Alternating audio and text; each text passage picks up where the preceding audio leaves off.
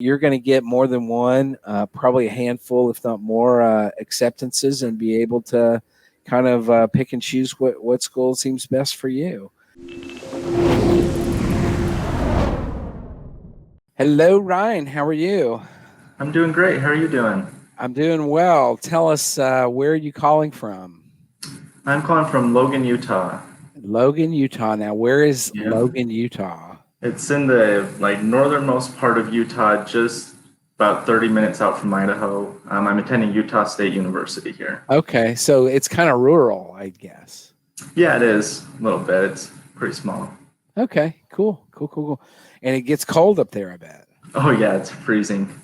We've been below 30 just about every morning. Oh, wow. Every day. That's crazy. Well, welcome to Am I Ready? Thank you for joining us tonight, and we'll spend a little time getting to know you a little bit, and I'll give you some of my thoughts about where you are in the process, and we'll go from there. Does that sound okay? Yeah, that sounds great. Good, excellent. Well, let's look at your at your mapped stuff, and so we start off with the GPA, and I think we'll do that today as well. And keeping in mind that we have listeners on podcasts who don't see the images. I'll try to be a little bit more to characterize it in verbally.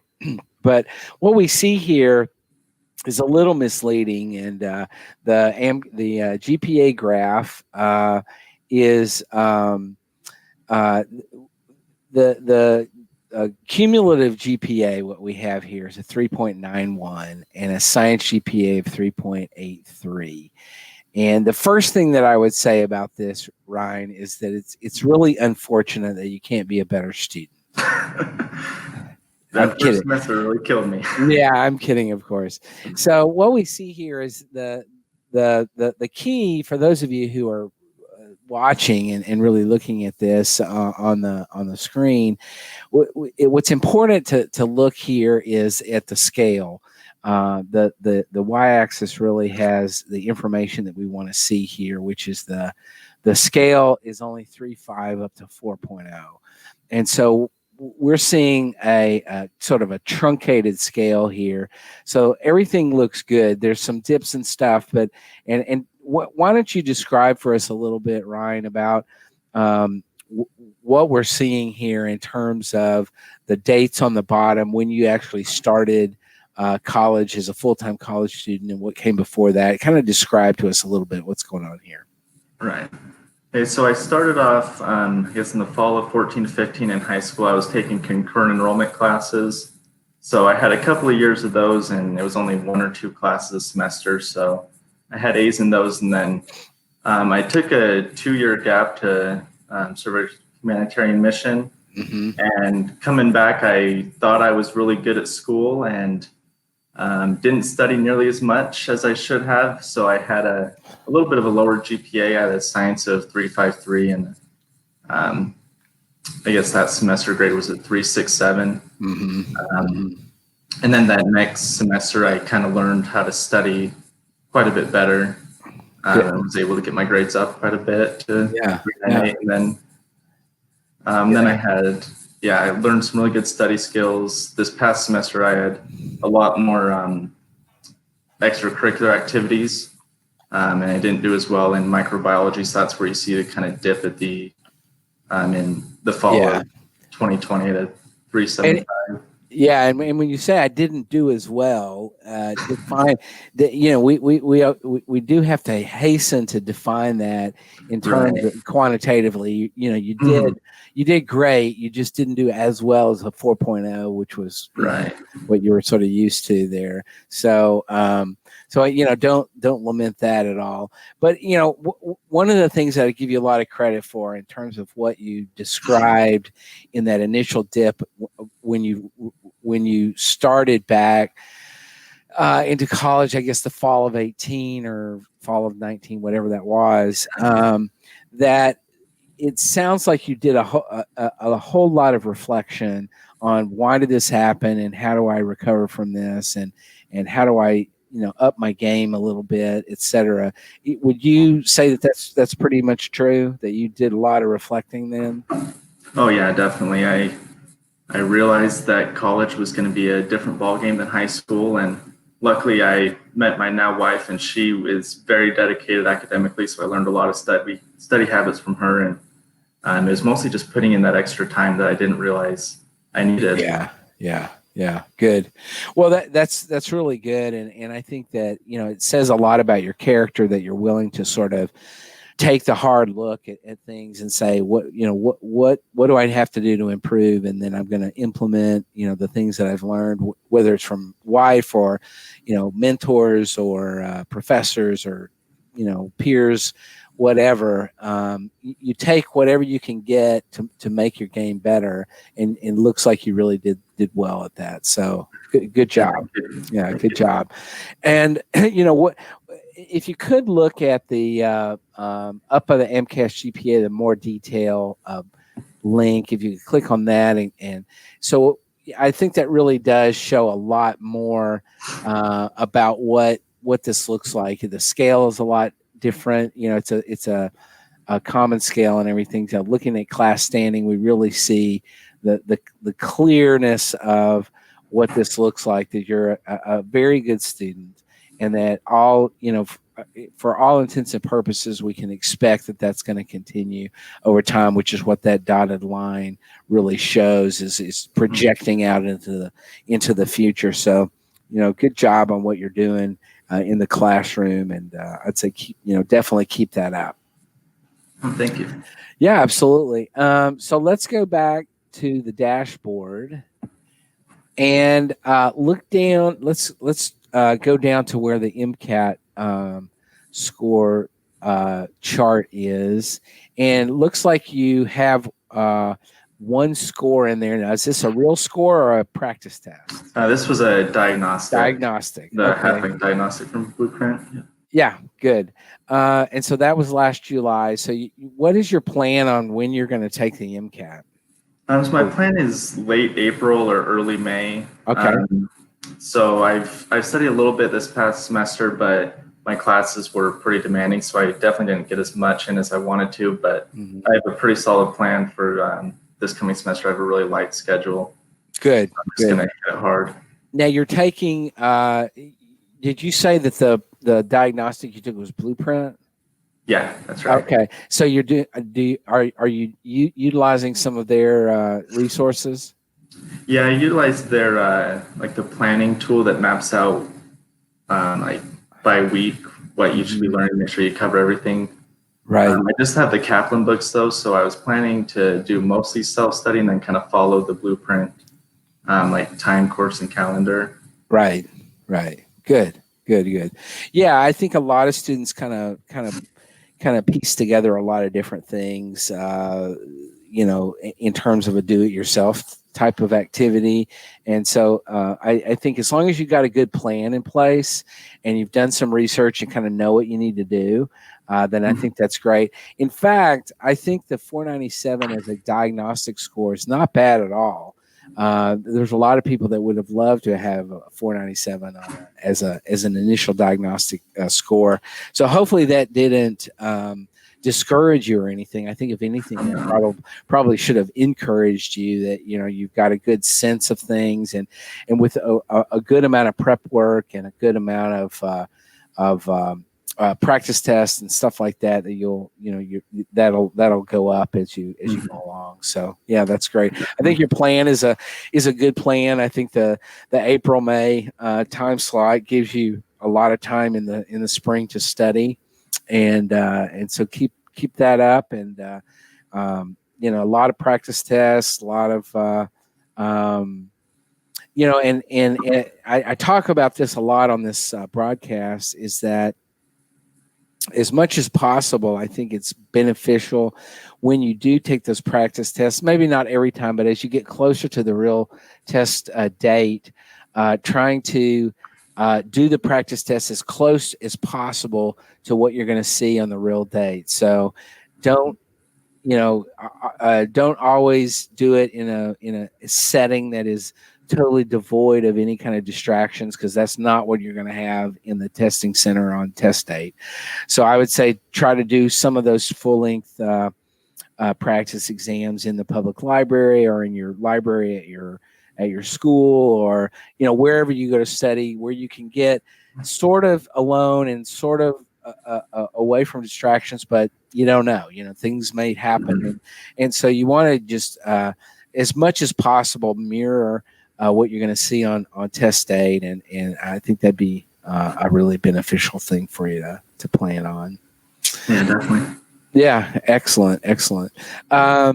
So let's go to, for the, back to the dashboard and look at the graph on your activities. And we want you to go, go over to the left to the activities tab, and let's look at these in a pretty detailed way. Why don't you kind of walk us through some of these? Okay. I was a CNA. This was definitely one of my, my favorite experiences. I loved being a CNA. It was a lot of fun. Met a lot of cool people. It's the first time I ever actually had patient exposure. I'm in a clinical setting, so it definitely helped me know for sure that I wanted to go into the medical field. Yeah. Good. This other service I was doing at the Child Crisis Center was also really cool, because I got to be with a lot of people in the community, a bunch of kids that had parents in prison or going to rehab classes, and just get a different perspective on the community around me. Because Logan, Utah is like a small, you don't expect to see stuff like that very often, but it was cool to get that different viewpoint. Yeah. Currently I'm volunteering at hospice, so I can't work as a CNA anymore. I don't have as much time as I used to, but I love it so much. So I'm trying to get a little bit of time volunteering at hospice, and I'm going to continue doing that throughout this next semester, and hopefully the next year as well. Okay. Good. One of my other really big ones was my mission, and I was in West Africa and Ghana. That was a very pivotal time in my life to open up my eyes a lot to it's a different world out there. So that was a pretty incredible experience. Oh, no doubt.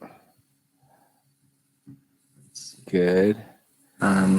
This one is also current as the president of the NSCS chapter at Utah State. It's we do a lot of service and leadership type activities, so it's been really, really good to be able to participate in planning stuff, because I realize there's a lot more that goes into planning, and it's been especially tough with COVID, so it's been quite the adventure. But I'm sure.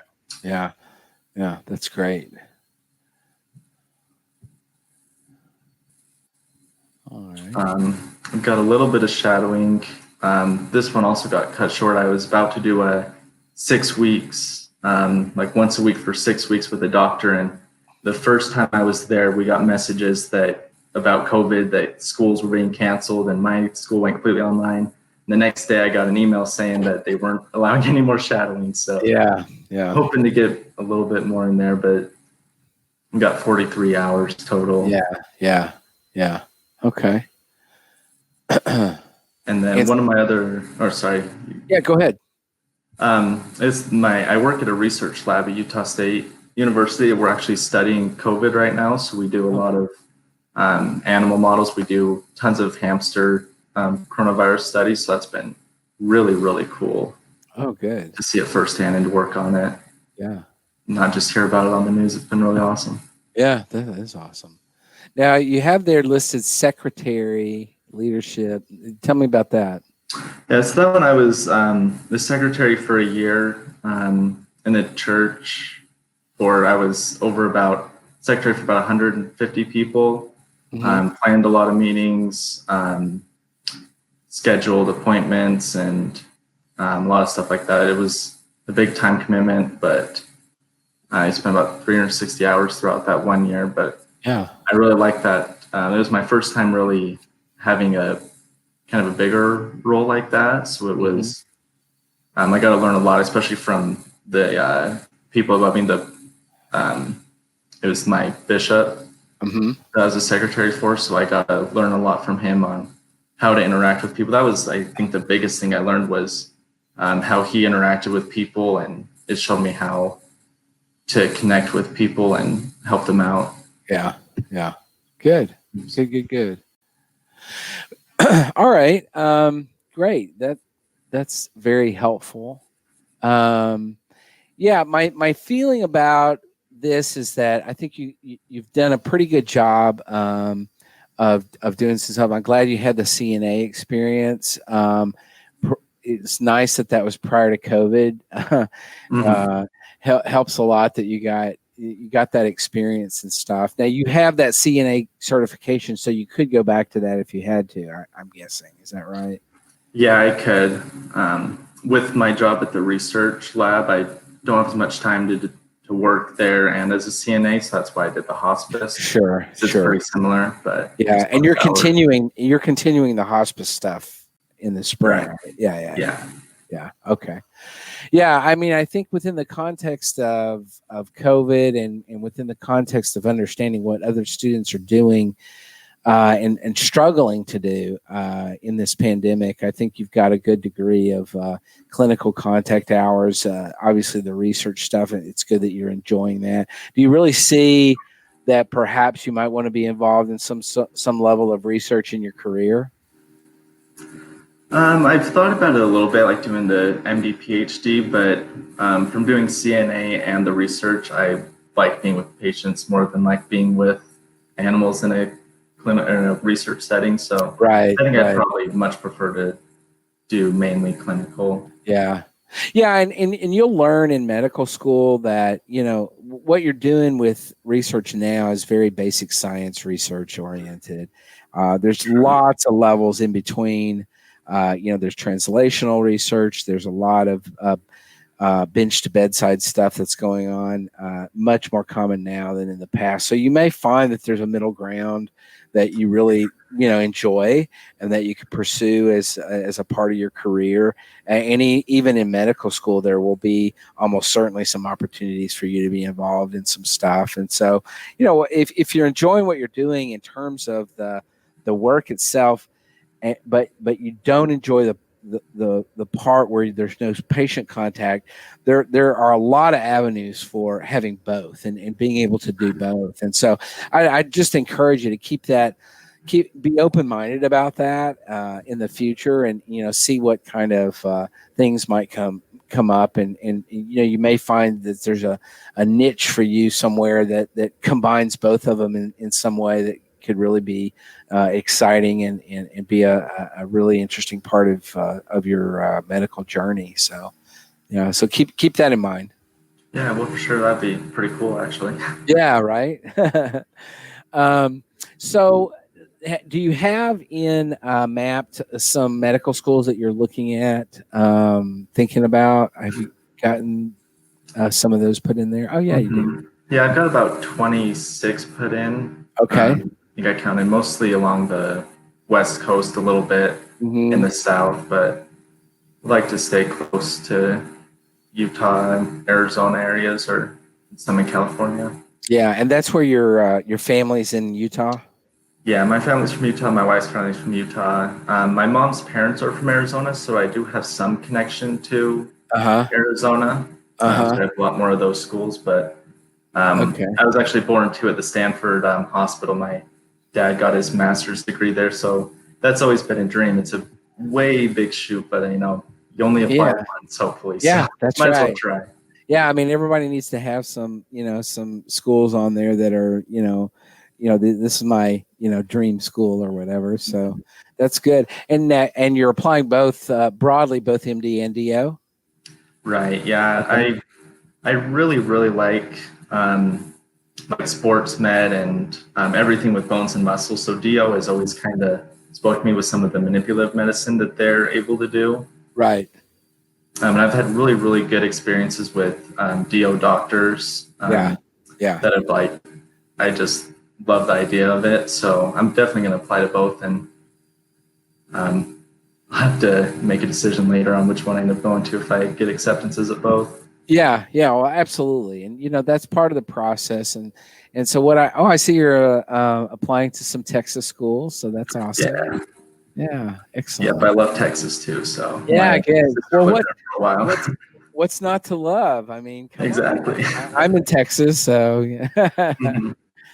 Um, yeah, and so what I would say in terms of the list of schools, the MAP has got a great, a great deal of information, and about the medical schools, and then you can also look at IMSAR and the ACOMAS website as well. In terms of trying to really figure out, what are the schools? It sounds like geography is a big deal for you in terms of wanting to not be too far from family, but I think you're doing it the right way. I think what you're going to end up with is a subset probably of the schools that you've identified on here that you'll apply to. A lot of times, finances are a big part of that process, and recognizing that it's expensive to apply to medical school, and you have to um, keep in mind that there's not only the primary application fees, but the secondary fees at a lot of schools. So anyway, I think it looks like you're doing a good job of being reasonable and broadly, looking broadly about everything. I mean, this really also brings up a point that I wanted to raise, which is you're from a state, Utah, where there are limited number of medical schools. I think is it correct? There are 2 medical schools in Utah? Yeah, there's 2 right now, and then there's a third one that is opening up soon. I think they're accepting their first class this year, so 2021 will be there. Right. Okay, that's Norda, right? Yeah, Northern Provo. Yeah. So, and this is not unusual in terms of the number of schools in a state. For students who are in a state where there are very few medical schools, or sometimes no medical schools, it is a struggle for them. And often states like that have some agreements with contiguous states where they can get some advantage in the process then, or be considered a resident or whatever. And so I think looking carefully at all that and applying, pretty broadly is definitely the right way to go. So I think you're doing a good job on that for sure. Thank you. Yeah, absolutely. So let's go back to the dashboard and basically, the picture that emerges here, from what I can see, Ryne, is that you're a strong student in the classroom. You've got a good sense of yourself, and you apply yourself well, and are doing really great with your grades. Obviously, you want to keep that up for the spring and into your senior year. I'm very optimistic that with the plan that you have for MCAT study, that this is going to look great.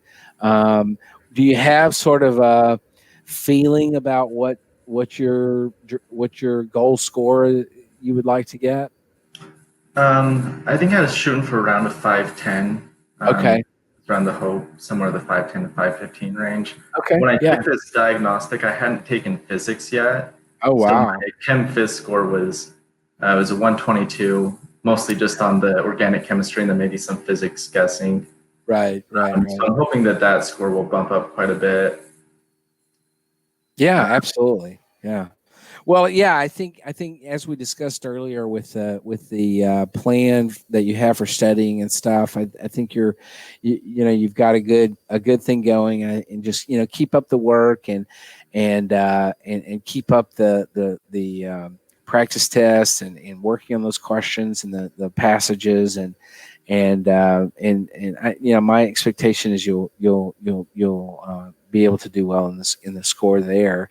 I think in terms of the activities and stuff, within the context of COVID and what we've experienced over the past year or so, and likely what we're going to experience in the next, foreseeable future, I would say the next 6 to 9 months, probably not a whole lot's going to change. And so what I would say is that you have a good broadness of your activities. You've got some leadership experiences.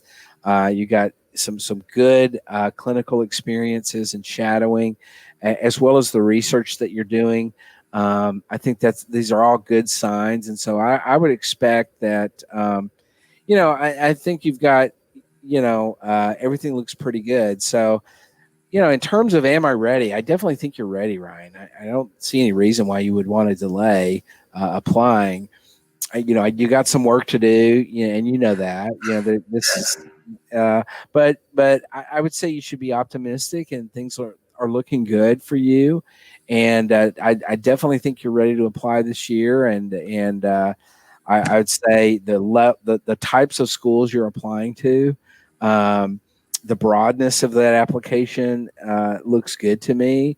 I'd expect you're going to get some interviews out of the group that you're looking at, and I would even go as far as to say my guess would be that you're going to get more than one, probably a handful, if not more, acceptances, and be able to kind of pick and choose what school seems best for you. So I want to encourage you to really, really keep up the hard work, keep up the good work, and work hard, especially on that MCAT. A lot, not that everything is about numbers, but it does matter, and it's going to be important. And so keep up your studying for that. But I think everything looks really good. I'd encourage you to really be encouraged and be excited about the process. Thank you. That's like what anybody would dream to hear right there. So I know, right? I really appreciate it. Oh, absolutely. We need you on the med school admissions again, I guess. Yeah, right. That's right.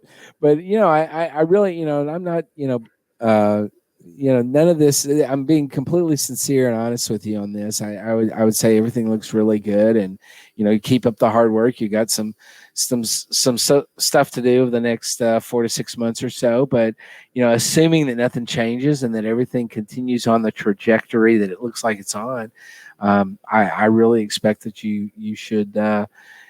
Probably probably this time next year you're going to be doing some celebrating and stuff, and by August, September of next year you're going to be in med school somewhere. That's the dream, right? I sure hope so. Well, good. I'm excited for it. Really. Well, be confident and be secure in yourself and in your capabilities, and I think you'll do well. So good luck to you, Ryne. All right, thanks so much.